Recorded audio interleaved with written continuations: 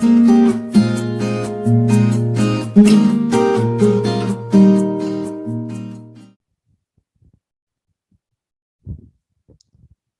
শিক্ষার্থী, শুভেচ্ছা জানিয়ে শুরু করতে যাচ্ছি আজকের অনলাইন জীববিজ্ঞান ক্লাস। কেমন আছো তোমরা? ভালো আছো সবাই? দেখো, আমরা গতদিন ত্রয়োদশ অধ্যায়ের একটা সৃজনশীল শিখেছি।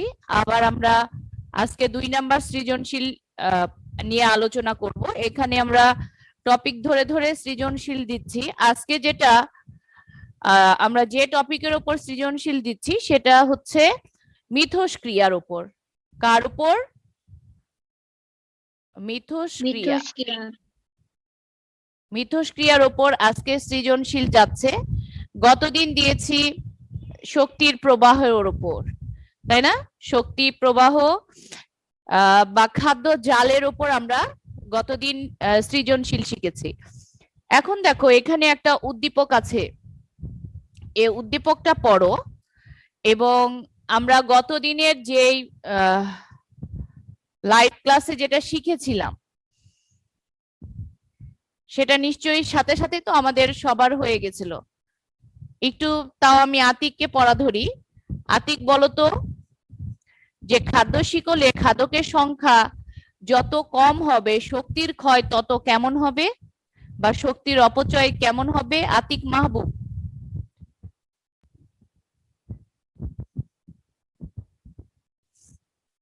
আতিক, কোনো রেসপন্স করছো না কেন?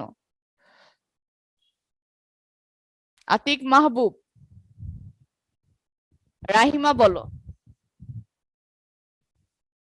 মিস, প্রশ্নটা আরেকবার বলেন। খাদ্য শিকলের মধ্যে খাদকের সংখ্যা যত কম হবে শক্তির অপচয় তত ড্যাশ হবে, বলো। কম হবে। হ্যাঁ, খাদকের সংখ্যা যত কম শক্তির অপচয় তত কম। খাদকের সংখ্যা যত বেশি শক্তির অপচয় আমাদের কি হচ্ছে? তত বেশি হচ্ছে। তাহলে দেখো, এখন উদ্দীপকটা আমরা পড়ি। বলছে, নীরব গ্রামে নানার বাড়িতে বেড়াতে গিয়ে গ্রামের পরিবেশ খুব ভালোভাবে পর্যবেক্ষণ করলো। সে আম বাগানে দেখলো আমের ফুলে বিভিন্ন ধরনের কীটপতঙ্গ ঘুরে বেড়াচ্ছে। আবার সে দেখলো আম গাছকে অবলম্বন করে অনেক লতানো উদ্ভিদ উপরে উঠছে। এখানে আমরা বলছি মিথস্ক্রিয়াটা কি। 2 নাম্বার বলছে অ্যান্টিবায়োসিস বলতে কি বোঝো। 3 উদ্দীপকের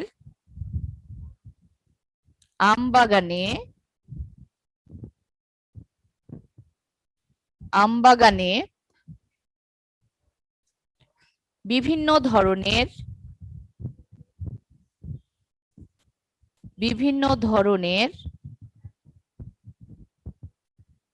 কীটপতঙ্গ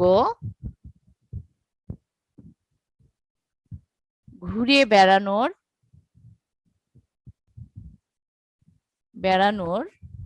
বেড়ানোর কারণ ব্যাখ্যা করো।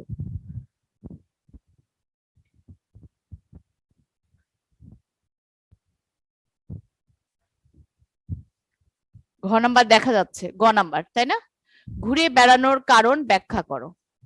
আর ঘ নাম্বার বলি যে আমরা দেখছি যে শেষের লাইনে আবার কি করছে, আবার সে দেখলো আম গাছকে অবলম্বন করে অনেক লতানো উদ্ভিদ উপরে উঠছে।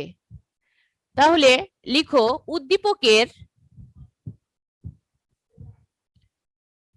উদ্দীপকের আম গাছের সাথে লতানো উদ্ভিদের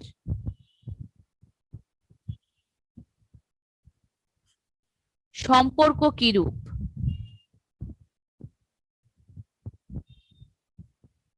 কিরূপ আলোচনা করো।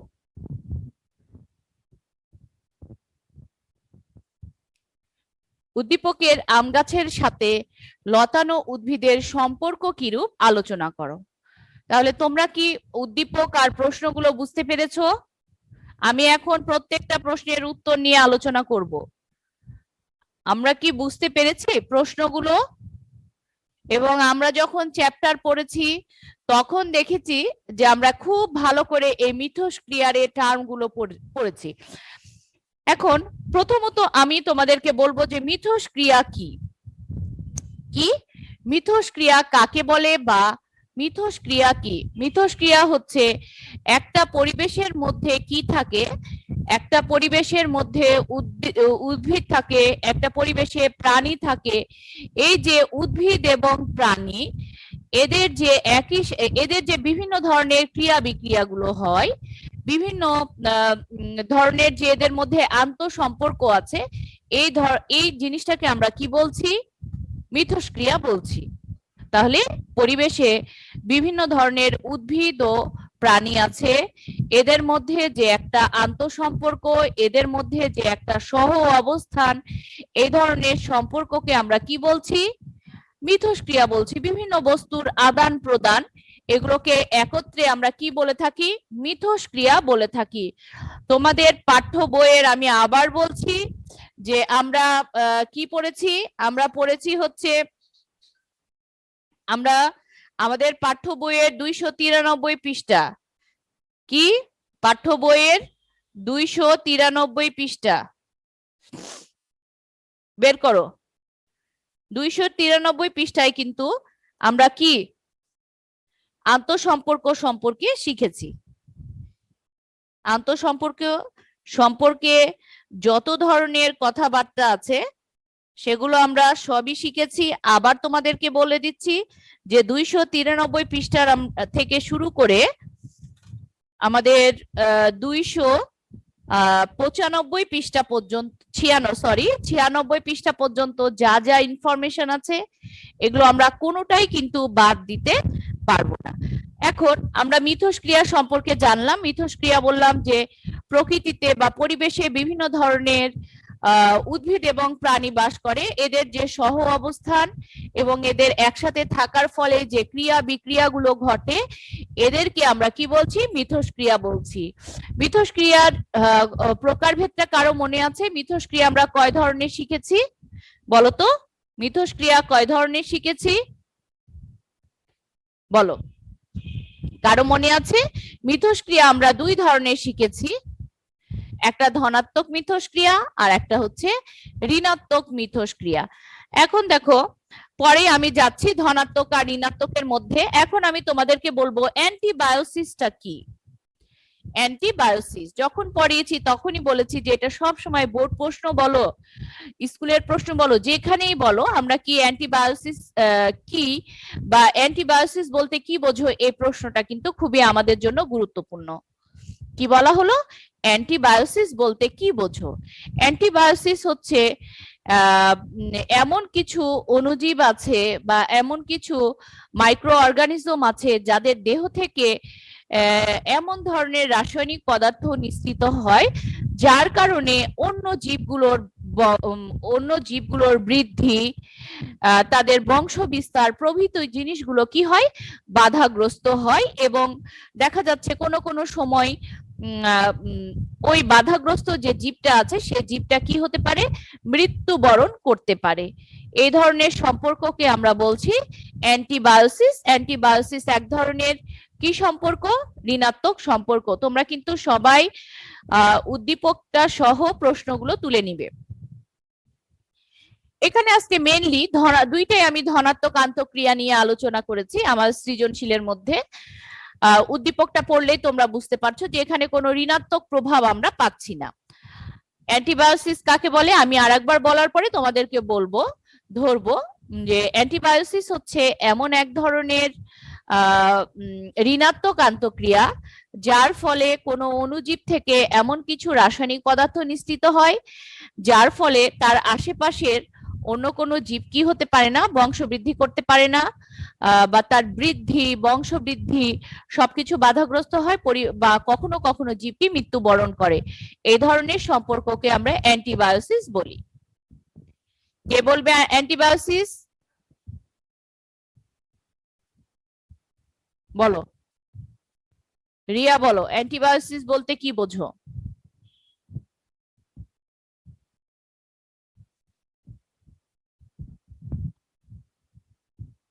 রিয়া না পারলে অন্যজন বলো। বলবো ম্যাডাম? বলো, যে পারবে বলো, শুধু যে স্মাইল। আচ্ছা বলো। ঋণাত্মক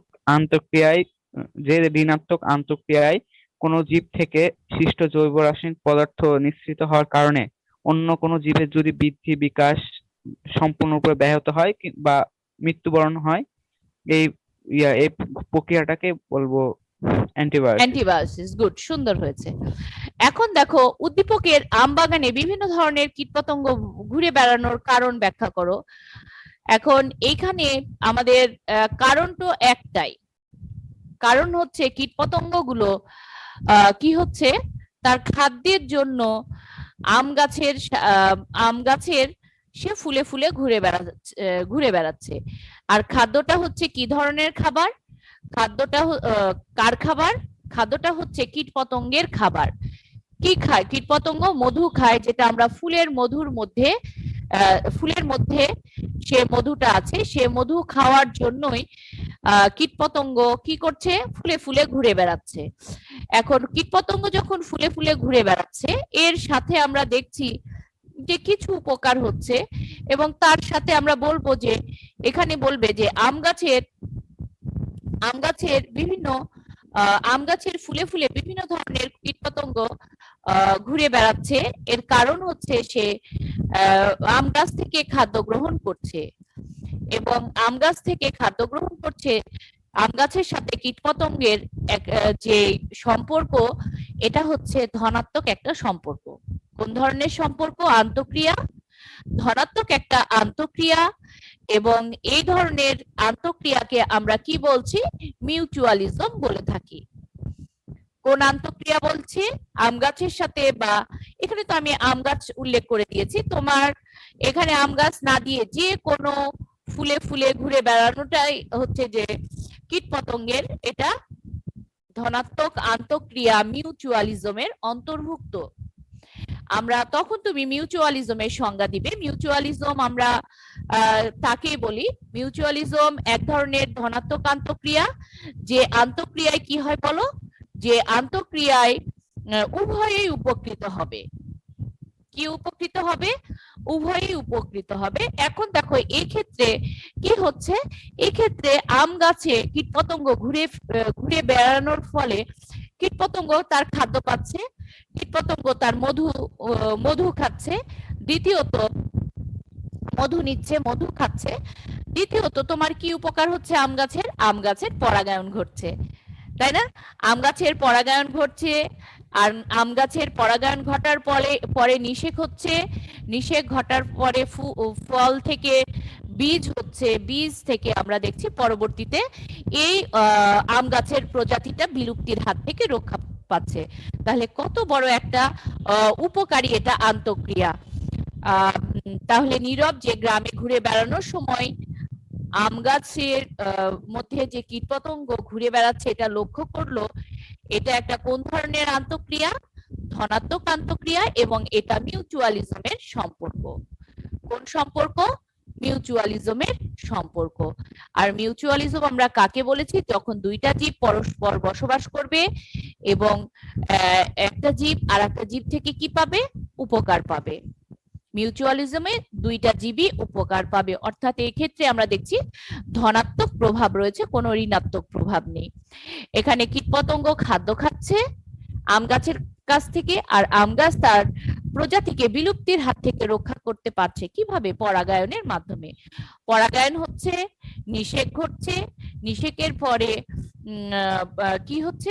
ফুল থেকে ফল হচ্ছে, ফলের মধ্যে বীজ হচ্ছে, বীজ থেকে আমরা পরবর্তী প্রজন্ম পাচ্ছি। এভাবেই কীটপতঙ্গ কি একটা ধনাত্মক আন্তঃক্রিয়া এখানে সম্পূর্ণ করছে। এরপরে বলছে দেখো, উদ্দীপকের আম গাছের সাথে লতানো উদ্ভিদের সম্পর্কটা কি রূপ? ও তো দেখছে যে আম গাছে যেমন ফুলও, আম গাছ তাহলে এমন কি গাছ যেখানে কীটপতঙ্গ যাচ্ছে, আবার আম গাছকে এত লতানো উদ্ভিদগুলো কি করছে, উঠে উঠে আম গাছের উপরে উঠে চলে যাচ্ছে। আম গাছকে উপরে উঠে আম গাছকে একবারে লতিয়ে কি করছে, লতিয়ে রাখছে, মানে চারিদিকে লতা পাতা দিয়ে ঘিরে যাচ্ছে। এখন দেখো আম গাছের সাথে এই যে লতানো উদ্ভিদগুলোর এটাও একটা ধনাত্মক আন্তঃক্রিয়া। মনে আছে তোমাদের কোন ধরনের আন্তঃক্রিয়া এটা? কমন সেলিজম। গুড। মিউচুয়ালিজমে আমরা বলেছি যে দুইজনাই উপকার হবে, কমন সেলিজমে আমরা বলেছি একজন উপকৃত হবে, অন্যজন উপকৃত না হলেও কি হচ্ছে না, আরেকজন ক্ষতিগ্রস্ত হচ্ছে না। খেয়াল করো এই যে আম গাছ, আম গাছ তোমার এই লতানো উদ্ভিদকে তো উপকার করছে। কি উপকার করছে? ওকে আম গাছকে অবলম্বন করে এই লতানো উদ্ভিদটা কোথায় চলে যাচ্ছে? দেখো লতানো উদ্ভিদটা আমাদের উপরে উঠে যাচ্ছে। এখন কেন লতানো উদ্ভিদ উপরে উঠছে? লতানো উদ্ভিদের উপরে ওঠার কারণ কি? এক নাম্বার কারণ হচ্ছে ও যেন পর্যাপ্ত আলো পায়। কি পায়? কি এই লতার আমরা জানি যে আরোহী উদ্ভিদগুলো যে কোনো একটা বড় গাছকে অবলম্বন করে কোথায় চলে যায়? উপরের দিকে উঠে যায়, এবং উপরের দিকে উঠে যায় এবং উঠে গিয়ে ওখান থেকে সে পর্যাপ্ত আলো পেতে থাকে, তাই না? ঠিক এরকম লতানো একটা উদ্ভিদ তোমাদের বইয়ের মধ্যে লেখা আছে রোহিণী উদ্ভিদ। এটা কিন্তু রোহিণী উদ্ভিদ আর আম গাছের এমসিকিউ প্রশ্ন আসে, রোহিণী উদ্ভিদ ও আম গাছের মধ্যে বা একটা বৃক্ষ জাতীয় গাছের মধ্যে এদের সম্পর্ক কিরূপ, ব্যাখ্যা করো। এমসিকিউ বলে যে এদের আন্তঃসম্পর্ক কেমন, তখন তুমি বলবে কি একটা কমন সেলিজম সম্পর্ক। তাহলে এখানে আম গাছকে অবলম্বন করে কে উঠছে? লতানো উদ্ভিদ উঠছে। আম গাছের কি কোনো ক্ষতি করছে সে? লতানো উদ্ভিদের মাটিটা কোথায়, মূলটা কোথায় আছে? লতানো উদ্ভিদের মূল কিন্তু আমাদের মাটির সাথে কি আছে? আটকে আছে। মাটির সাথে আটকে আছে উদ্ভিদের মূলটা, এবং ও মাটি থেকে খাবার নিচ্ছে, কিন্তু জাস্ট ও উপরে উঠার জন্য আম গাছকে অবলম্বন করে সে উপরে উঠছে। আম গাছকে অবলম্বন করে সে উপরে উঠছে, এবং সেইখানে উপরে উঠে সে পর্যাপ্ত আলো পাচ্ছে। ও যখন আম গাছের নিচে ছিল তখন কিন্তু পর্যাপ্ত আলো পেত না। পর্যাপ্ত আলো না পেলে সে কিন্তু পর্যাপ্ত খাবারও প্রস্তুত করতে পারতো না, সালোক সংশ্লেষণ প্রক্রিয়াও সে প্রস্তুত করতে পারতো না। তাহলে পর্যাপ্ত আলো পাচ্ছে, সে সালোক সংশ্লেষণ করতে পারছে, সে নিজের অনেক তার নিজের অনেক কি হচ্ছে? উপকার হচ্ছে। তাহলে আম গাছ নিশ্চয়ই লতানো উদ্ভিদ কে কি করছে? উপকার করছে। কিভাবে উপকার করছে? তাকে উপরের দিকে উঠতে সাহায্য করছে। আর উপরের দিকে যখন লতানো উদ্ভিদটা উঠতে পারবে তখন সে কি করতে পারবে? তখন সে পর্যাপ্ত আলো পাবে, বাতাস পাবে, ফলে সে সুন্দরভাবে বেঁচে থাকতে পারবে। কিন্তু বলতো এখানে কি আম গাছের কোনো উপকার হচ্ছে? কে বলবে? না ম্যাডাম। রাহিমা, না আম ম্যাম। গাছের কোনো উপকার হচ্ছে? No miss. আচ্ছা, হচ্ছে না। আম গাছের কোনো ক্ষতি হচ্ছে? না ম্যাম। আম গাছের কিন্তু কোনো ক্ষতিও হচ্ছে না। তাহলে এটা ধনাত্মক আন্তঃক্রিয়া না ঋণাত্মক আন্তঃক্রিয়া? ম্যাডাম ধনাত্মক আন্তঃক্রিয়া। গুড, ধনাত্মক আন্তঃক্রিয়া। তাহলে এইটা আমি জাস্ট একটা নমুনা সৃজনশীল দিলাম। তোমাদেরকে এরকম উদ্দীপক দিয়ে দিতে পারে, তারপরে সে তোমাকে এরকম উদ্দীপক না থাকলে তোমাকে কি দিয়ে দিবে? একটা ছকের মধ্যে উদ্ভিদের নাম দিয়ে দিবে, তাই না? এরকম তোমাকে নাম দিবে। নাম দেওয়ার ফলে দেখা যাচ্ছে এখানে তো আমরা ক আর খ নিয়ে আমরা মাথা ব্যথা করি না, এর কারণ যখন আমরা চ্যাপ্টার পড়ি তখন ক খ আমাদের কি হয়? আমরা ক খ ইচ্ছা মতো আমাদের সেট করে ফেলি, ওটা নিয়ে আমাদের কোনো চিন্তা নেই।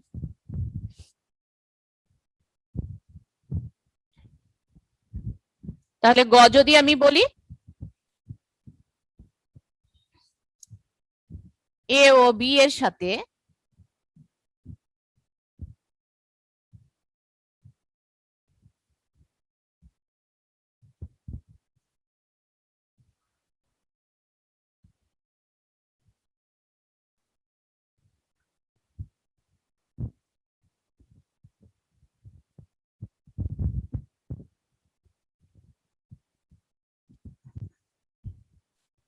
ঠিক আছে,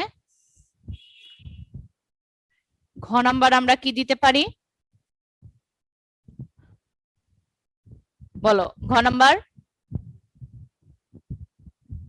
উদ্দীপকের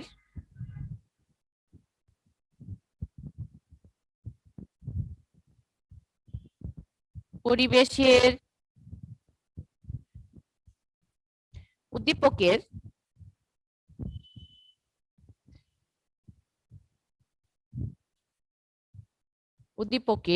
এ বি ও সি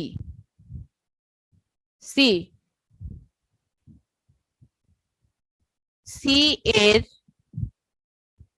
মধ্যে কি ধরনের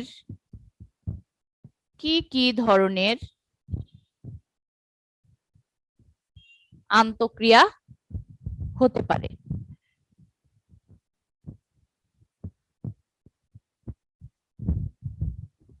এ বি ও সি এর মধ্যে কি ধরনের আন্তঃক্রিয়া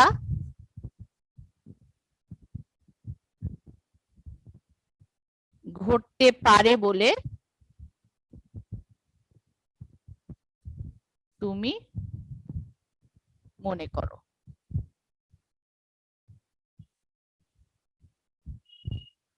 কি ধরনের?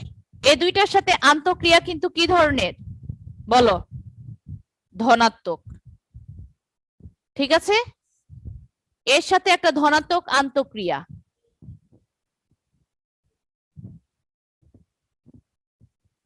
আর আমের সাথে স্বর্ণলতার কোন ধরনের আন্তঃক্রিয়া? ঋণাত্মক আন্তঃক্রিয়া। গুড, ঋণাত্মক আন্তঃক্রিয়া।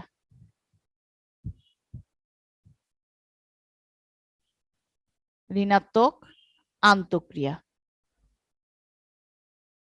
তখন তুমি ধনাত্মক আন্তঃক্রিয়ায় রোহিণী উদ্ভিদের আর আম গাছের সাথে তুমি বলবে যে এখানে আমরা কি দেখতে পাচ্ছি, তাদের মধ্যে একটা ধনাত্মক আন্তঃক্রিয়া দেখছি।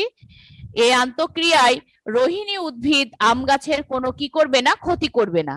তবে স্বর্ণলতা এখানে কি করবে বলো? স্বর্ণলতা আম গাছের ক্ষতি করবে। কিভাবে ক্ষতি করবে? সে হচ্ছে যে স্বর্ণলতা আম গাছ থেকে খাদ্য গ্রহণ করবে। রোহিণী উদ্ভিদের তো মূলটা কোথায় আছে? মাটিতে আছে। স্বর্ণলতা তার হোস্টোরিয়া নামক যে চোষক অঙ্গ আছে, সে অঙ্গের মাধ্যমে কি করবে? আম গাছ থেকে সে খাদ্য গ্রহণ করবে এবং সে কি করবে? আম গাছের ক্ষতি করবে এবং নিজে উপকৃত হবে। তাহলে আমরা দেখছি যে এখানে দুই ধরনের আন্তঃক্রিয়া ঘটছে এবং এই আন্তঃক্রিয়াগুলোর মধ্যে একটা ধনাত্মক আর আরেকটা ঋণাত্মক। ঋণাত্মক আন্তঃক্রিয়ার ক্ষেত্রে আম গাছটার কি ঘটবে? আমাদের ক্ষতি করবে। তাহলে আমরা যে দুইটা সৃজনশীল শিখলাম, কারো কি কোনো সমস্যা আছে? কেউ বুঝতে পারোনি কোনো জায়গায়?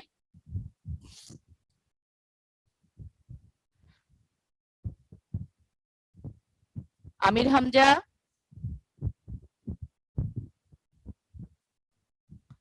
আচ্ছা, তাহলে বুঝতে পারছি কারো কোনো সমস্যা নেই। আমরা দেখলাম যে আন্তঃক্রিয়া থেকে দুইটা সৃজনশীল, কিন্তু পড়া কিন্তু একই। ধনাত্মক আন্তঃক্রিয়া এবং ঋণাত্মক আন্তঃক্রিয়া যদি আমরা পড়ি, তাহলে এখান থেকে যত রকমের আমাদের সৃজনশীল দিবে, আমরা আশা করি তোমরা সবাই বুঝতে পারবে, লিখতে পারবে। ঠিক আছে, তাহলে আজকে আমার এ পর্যন্তই আলোচনা ছিল। তোমরা সবাই ভালো করে সৃজনশীল দুইটা পড়বে এবং আমি গতদিনও বলেছিলাম যে তোমরা সৃজনশীল দুইটা যেভাবে আমি বলে দিলাম একটু লিখে গ্রুপে পোস্ট করবে।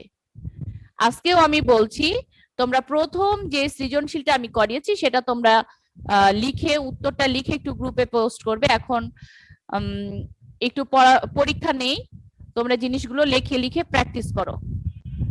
ঠিক আছে, তোমরা সবাই ভালো থাকো। তাহলে আগামী ক্লাসে তোমরা সবাই উপস্থিত থাকবে, কারণ আমি আবার আরেকটা চ্যাপ্টার ধরবো এবং সেই চ্যাপ্টার থেকে কি সৃজনশীল গুলো আলোচনা করব। সে প্রত্যাশায় আমি এখানে বিদায় নিচ্ছি। আল্লাহ হাফেজ।